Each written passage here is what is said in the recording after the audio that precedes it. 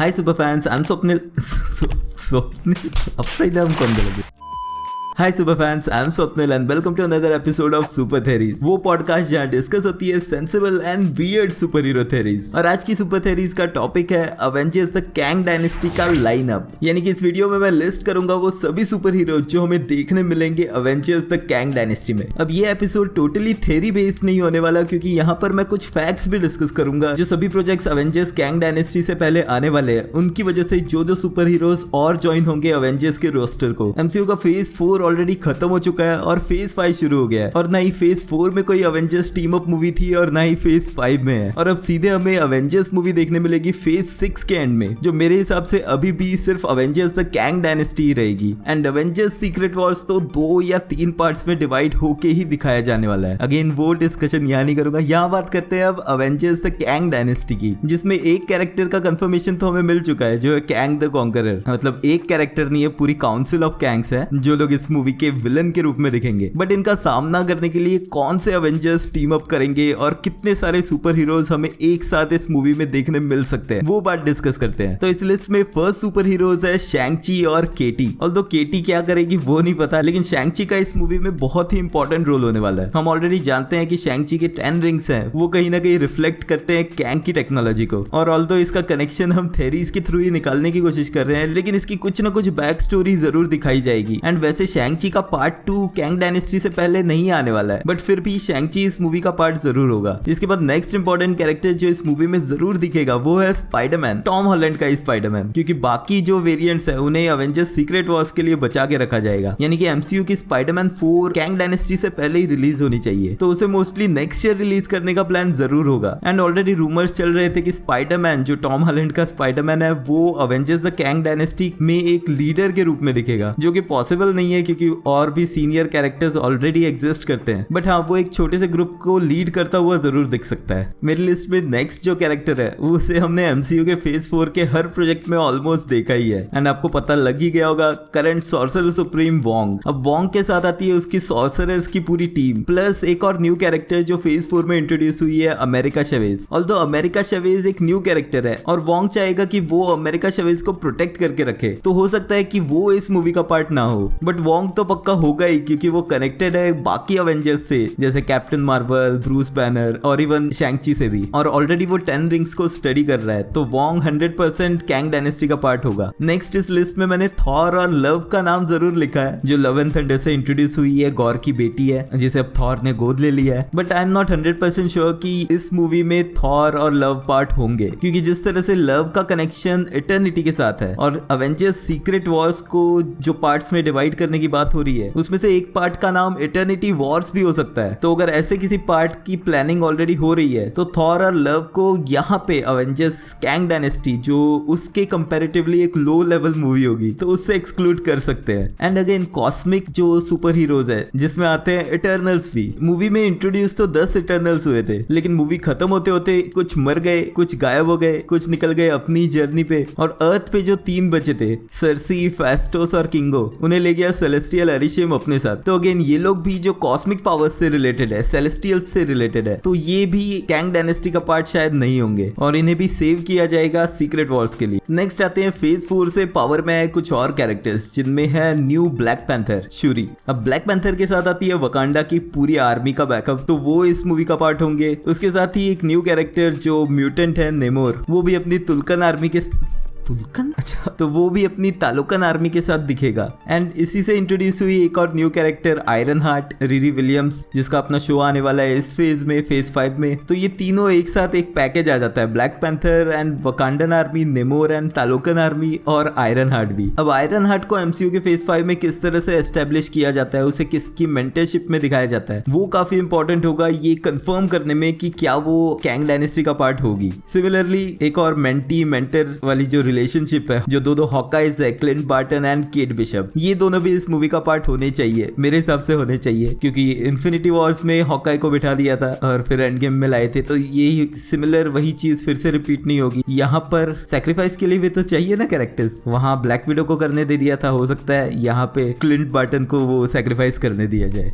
And जोड़ियों में next team जो है वो है ब्रूस बैनर का स्मार्ट हल्क और जेनिफर वॉल्टर्स की शी हल्क। तो हल्क्स को रिप्रेजेंट करने के लिए ये दोनों तो पक्का होंगे कैंग डायनेस्टी का पार्ट, क्योंकि अगेन ब्रूस बैनर जुड़ा हुआ है अवेंजर्स की जो कोर टीम के कुछ मेंबर्स बचे हैं उनके साथ, और साथ में वो जेनिफर वॉल्टर्स को भी लेके जाएगा ही। बट उसका बेटा स्कार नहीं होना चाहिए इसका पार्ट, क्योंकि अभी तो उसको ढंग से इंट्रोड्यूस ही नहीं किया, और फेज 5 या 6 में भी वो नहीं होगा इंट्रोड्यूस। उसके लिए आगे का टाइम ही है जो उसे मिलेगा, जहाँ वर्ल्ड वॉर हल्क और इस सब का प्लान हो रहा है, उसी में उसका रोल आएगा। तो वो सब कैंग डायनेस्टी के बाद ही होने वाला है, तो स्कार का यहाँ कुछ रोल नहीं होगा। नेक्स्ट जो फेज 5 की फर्स्ट एंट्री है, एंटमैन फैमिली, यानी कि दो एंटमैन, दो वास्प, और साथ में स्कॉट लैंग की बेटी कैसी भी दिखेगी हमें स्टिंगर के रूप में। और वैसे भी कैंग से जो सबसे पहला सामना हुआ है, ऑल्दो वो सिल्वी और लोकी का हुआ है, लेकिन वो एक वेरिएंट था, कैंग द कॉन्करर से जो सामना हुआ है वो इसी एंट फैमिली का हुआ है। तो ये लोग तो कैंग डायनेस्टी का पार्ट 100% होने वाले हैं। एंट फैमिली के बाद आती है एक और टीम, एक और group, guardians of the Galaxy. Although guardians का थर्ड पार्ट जो भी नेक्स्ट मूवी आएगी एमसीयू के फेज 5 में, वहां पे ये टीम टूटने वाली है, कुछ कैरेक्टर्स परमानेंटली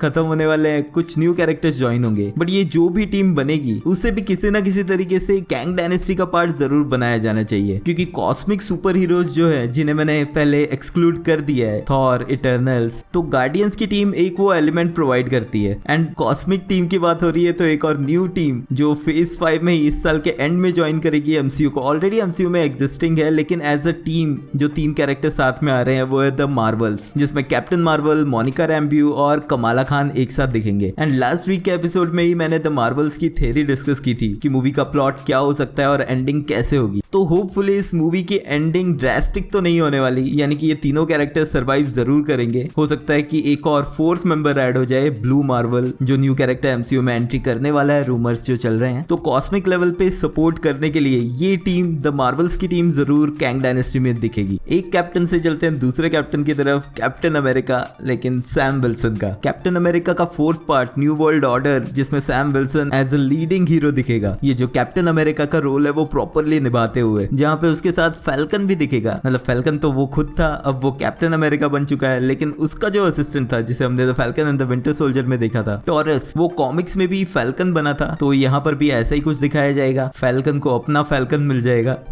बट हाँ, इस मूवी के एंडिंग में वर्ल्ड बहुत चेंज होने वाला है, लेकिन यहाँ से कैप्टन अमेरिका जो है सैम विल्सन का, उसे ही फेस करना पड़ेगा नेक्स्ट प्रॉब्लम को, कैंग के रूप में जो दिखेगी कैंग डायनेस्टी में। और अर्थ की तरफ से जो सुपर हीरोज होंगे, जितने भी सुपर हीरोज अब अर्थ की तरफ से फाइट करते हैं, उनको लीड करते हुए ये कैप्टन अमेरिका, सैम विल्सन का कैप्टन अमेरिका जरूर दिखेगा। एंड अर्थ की तरफ से फाइट करने वाले सुपर हीरोज में आते हैं थंडरबोल्ट्स की टीम भी, जो अभी तक बनी नहीं है लेकिन बन रही है। एंड फेज 5 का लास्ट या सेकंड लास्ट प्रोजेक्ट होगा थंडरबोल्ट्स, जिसमें बहुत सारे भूले बिछड़े सुपर हीरोज या एंटी विलन्स वो एक साथ इकट्ठे होकर एक टीम बन रहे हैं, जिसमें विंटर सोल्जर, बकी बार्न्स, नहीं विंटर सोल्जर नहीं बोलेंगे उसको, falcon and the winter soldier series के बाद वो अब सिर्फ बकी बार्न्स है, तो बकी बार्न्स दिखेगा। येलेना बेलोवा की ब्लैक विडो दिखेगी। यूएस एजेंट जॉन वॉकर, जो सस्ता कैप्टन अमेरिका था, वो यूएस एजेंट के रूप में दिखेगा। ब्लैक विडो मूवी से दिख चुकी टास्क मास्टर, वो भी पार्ट होगी इस टीम का।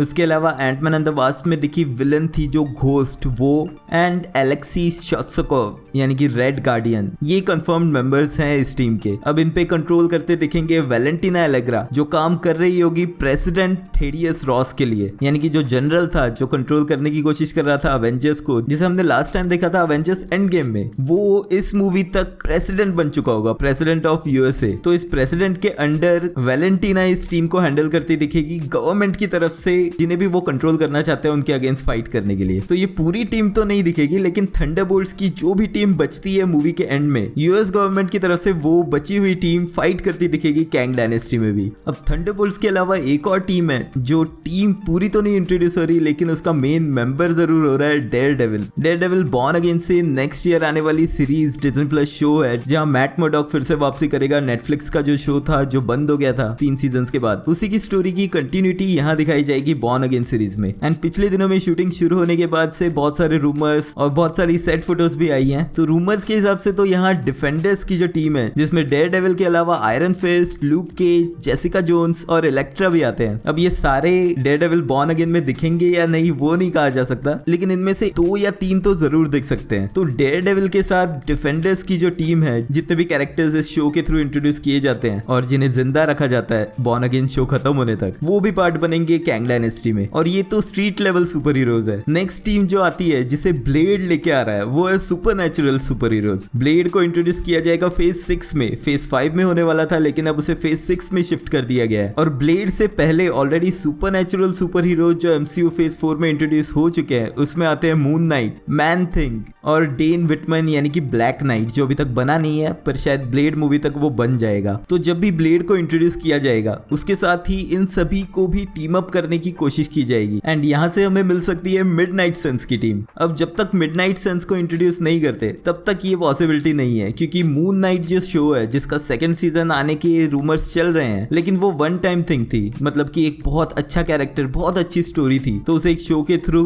ऑडियंस के सामने दिखाया गया और ऑस्कर आइजैक की एक्टिंग ही इतनी खतरनाक थी कि उस शो में जान डाल दी थी। बट ये कैरेक्टर आगे यूज किया जाएगा या नहीं, अवेंजर्स का पार्ट होगा या नहीं, वो अभी नहीं कह सकते। सिमिलरली मैन थिंग के लिए भी यही चीज जाती है, मतलब एक स्टोरी थी, एक सुपरनैचुरल स्पूकी सी हैलोवीन स्पेशल के रूप में मैन थिंग को इंट्रोड्यूस किया गया था, तो वो भी वन टाइम थिंग है या ईयरली एनुअली एवरी हैलोवीन पे इस तरह से न्यू कैरेक्टर्स या एक सीरीज शुरू कर दी जाएगी। तो इन दोनों कैरेक्टर्स को 100% नहीं कहा जा सकता जब तक मिडनाइट सन्स टीम इंट्रोड्यूस नहीं होती, लेकिन ब्लेड और ब्लैक नाइट जो मूवीज के थ्रू इंट्रोड्यूस हुए हैं ये जरूर एवेंजर्स कैंग डायनेस्टी का पार्ट होंगे। नेक्स्ट है म्यूटेंट्स, एक्समैन, और ऑल्दो सभी म्यूटेंट्स और एक्समैन की पूरी टीम नहीं इंट्रोड्यूस हो रही, लेकिन डेडपूल और वुल्वरीन दोनों ही एंट्री कर रहे हैं एमसीयू में। एंड ऑल्दो मैं चाहता हूं कि ये लोग कैंग डायनेस्टी का पार्ट बने, लेकिन मुझे लग रहा है कि इन्हें नहीं लाया जाएगा कैंग डायनेस्टी के टाइम, इन्हें सेव किया जाएगा सीक्रेट वॉर्स के लिए। एंड ये सब तो फेज 5 तक की थे, फेज 6 में अभी तक सिर्फ एक ही मूवी अनाउंस है, मतलब अवेंजर्स मूवीज को छोड़ दे तो सिर्फ फैंटास्टिक 4 मूवी है जो फेज 6 की फर्स्ट मूवी होने वाली है। अब फैंटास्टिक 4 की टीम की वजह से और 4 कैरेक्टर्स ऐड हो जाते हैं, Mister Fantastic, Reed Richards, human torch, Johnny storm,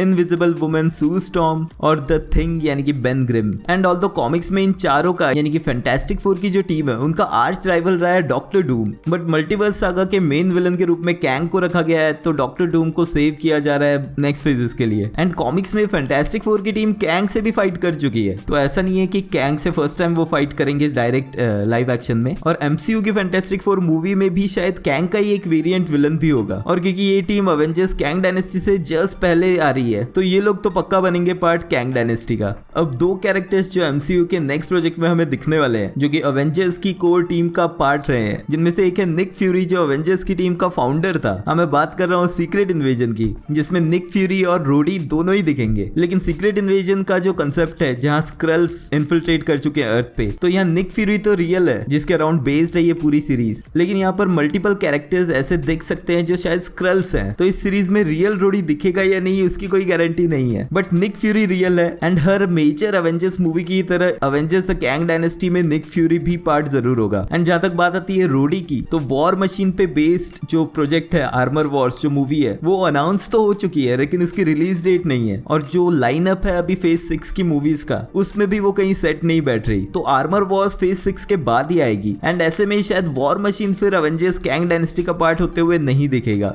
अब इनके अलावा जो कैरेक्टर्स, जो मेजर कैरेक्टर्स है जो मेरे हिसाब से इस मूवी में नहीं दिखेंगे, वो है डॉक्टर स्ट्रेंज और क्लिया, because doctor strange in the multiverse of madness की एंडिंग के बाद ये दोनों ही कैरेक्टर्स चले गए डार्क डायमेंशन में। ये दोनों ही काफी पावरफुल कैरेक्टर्स हैं, तो इन्हें सेव करके रखा जाएगा, बाकी लोगों को लड़ने दिया जाएगा, पहले इन्हें सेव करके रखा जाएगा सीक्रेट वॉर्स के लिए। सिमिलरली इस सब की जो Kang dynasty the multiverse saga की जो शुरुआत हुई है, जिनसे शुरुआत हुई है लोकी और उसी के वेरिएंट सिल्वी, मेरे हिसाब से ये दोनों भी पार्ट नहीं होने वाले कैंग डायनेस्टी का, क्योंकि ये वो कैरेक्टर्स है जिन्हें पता है कि क्या हो रहा है। कैंग डायनेस्टी का प्लॉट इस तरह होना चाहिए कि सुपर हीरोज जो भी टीम्स है, जो भी सुपर हीरोज है, वो रेडी नहीं है, वो अवेयर ही नहीं है कि क्या हो रहा है। यानी कि सडन अटैक जैसे इन्फिनिटी वॉर में हुआ था थैनोस का, जो स्टार्टिंग में जितने भी अटैक्स हुए थे जिनके बारे में सुपर हीरोज अवेयर ही नहीं थे, वैसे ही कुछ कैंग डायनेस्टी में होगा। तो अगर लोकी और सिल्वी यहाँ पे ऑलरेडी पहले ही आ जाते हैं तो वो सस्पेंस खत्म हो जाता है। तो लोकी एंड सिल्वी और डॉक्टर स्ट्रेंज और क्लिया ये लोग कैंग डायनेस्टी का पार्ट नहीं होने चाहिए, और ये वही लोग होंगे जो बाकी के सुपर हीरोज को, जो जितने भी केमियोज और जितने भी